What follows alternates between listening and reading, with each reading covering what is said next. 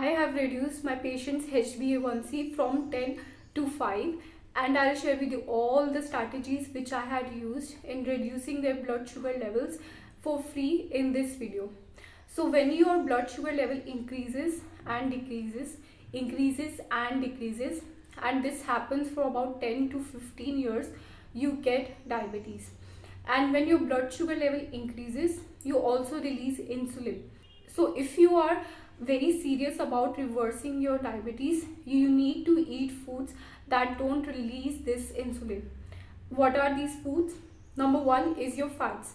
Fats like ghee, coconut oil, butter, they don't release insulin, and you need to ditch or you need to avoid eating low fat products like your low fat milk or low fat yogurt. So when you eat low fat, it increases your insulin and it will increase your blood sugar levels also. Number two is protein. So you need to eat sufficient amount of protein. If you eat too little, that's also a problem, but if you eat too much, that can also increase your insulin levels.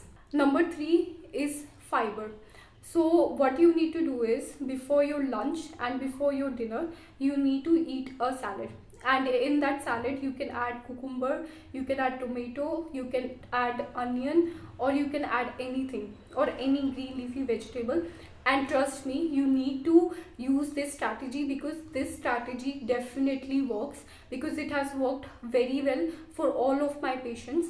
So what happens is, when you eat salad before your lunch or before your dinner, is that suppose this is your sink and you add a mesh cloth to it. So when you run water through it, the water drips very slowly, and that's what happens in your body as well. Suppose this mesh is your fiber, so this fiber will coat your intestine, and whatever foods you eat, and if in that food sugar is present, the sugar will drip very slowly. It will increase your blood sugar level very slowly. So this will definitely help you reverse your diabetes, and do try this trick and let me know in the comments if you have tried. And number four is to eat complex carbohydrate. Now many people think that they just need to avoid sweets, they need to avoid mithai, but even if you eat grains like your whole wheat or your rice, that will also increase your blood sugar levels. So you need to be very careful about the quantity of rice or the quantity of chapati which you are eating. You shouldn't eat it too much also, because if you eat it too much, that will also increase your blood sugar levels. Now what I have seen is that many nutritionists or many dietitians recommend you to eat 4 to 5 or 5 to 6 small meals. And I feel that's very ridiculous, because when you eat small meals, you release insulin. So if you eat about 5 to 6 small meals, you release insulin about 6 times throughout the day. But if you eat 3 large meals, your breakfast, your lunch and your dinner, you only release insulin about 3 times.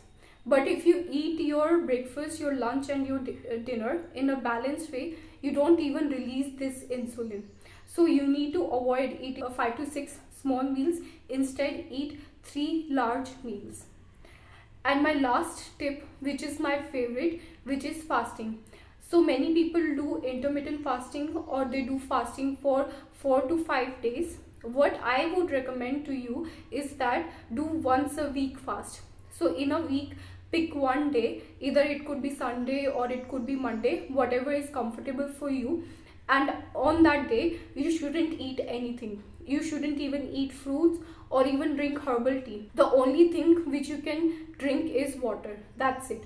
So what happens is, when you fast, you don't release insulin, and whatever sugar is stored inside of you, you burn that sugar through fasting. If you want to learn more about diabetes and the lab tests which you need to do, then you need to watch this video.